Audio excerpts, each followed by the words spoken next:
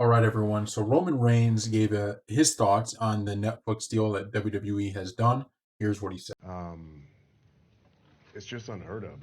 I mean, to go all the way back through our history to see where we are now and the growth that we've had, really since 2020, when the world was upside down, has just really been amazing. So, it's a big opportunity for us to not only showcase our product, but just what we've mastered with live television. All right, so we're going to read a little bit more of what he said here because that's just a small portion of it. So he also added this: if we allow Paul to do Hall of Fame speeches nonstop, we'll definitely push that envelope. But for me, I don't know. I've always enjoyed the challenges of being PG, and no offense to our predecessors and the people who came before us and the ratings that they revolved around. But to me, it's more challenging to be able to tell all these stories, and then it also allows you a broader audience to connect to, which I just really feel like is always the goal. We want to reach as many people as possible, and I think there's a fine limit to when you can kind of cross that threshold to where you push people off from the product. So I think there's going to be a nice little range there that we can play with and push the envelope in certain senses, but I think we need to stick to our values and kind of morals we've set in place and the culture that we have now. So I think what Roman says there is right on the money. Now, I want to point one thing out first, though, before, because I think 99.9% of what he's saying there is right on the money. When he's saying it's harder to do when you're PG, I don't fully buy that. And here's why. Because the problem with being PG is not being PG in itself, right? There's nothing necessarily wrong with wrestling being PG. The problem is that when wrestling has been PG, the product has just been boring. It has been the opposite of what Roman Reigns is saying.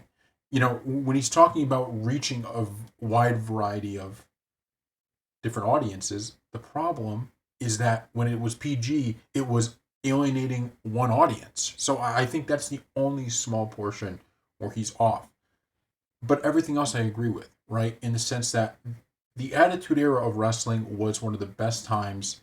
I mean, at least for me, I would still put that as the best time. I just think there was no better time. There's no Raws I would rather watch than those. But there's no question that then and in the Ruthless Aggression era, there were some things you watch, you go, I don't know if I love that. But that's okay because that was like the first run at it, right? That was the first time doing it.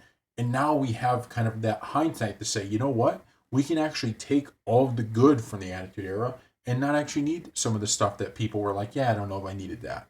And so I think he's right. You certainly should. I definitely agree with him that any sense of it not being PG should not just to be not PG. You shouldn't just be edgy to be edgy. Let's just say whatever we can to be edgy. No.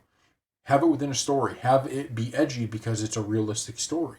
Have it be edgy because it makes sense to be and it's real and it's like, oh my God, we can actually connect with the story that's being told. So I like what Roman's saying. Having one of the top guys understand that is huge. And I think WWE is in a perfect spot to take that football and run with it because this isn't, what the Attitude Era was. The Attitude Era was the WWE fighting for its life against another company.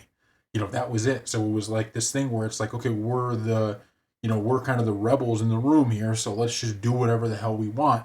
And it worked to success. But everybody kind of recognizes that even after the Attitude Era, as you stretch into the early 2000s through the Ruthless Aggression Era, that there were moments during that time where you're like, there were some things that were done simply to push the envelope. They were done just to be edgy, and WWE could have done without them. But at that time, you learn from things like that. And now wrestling can. Right now, wrestling doesn't have to worry about it being in a battle against another company. It's only in a battle against itself. So you could do these storylines without having to constantly try to push the product and be different than somebody else. So thank you all for watching, and we will see you next time.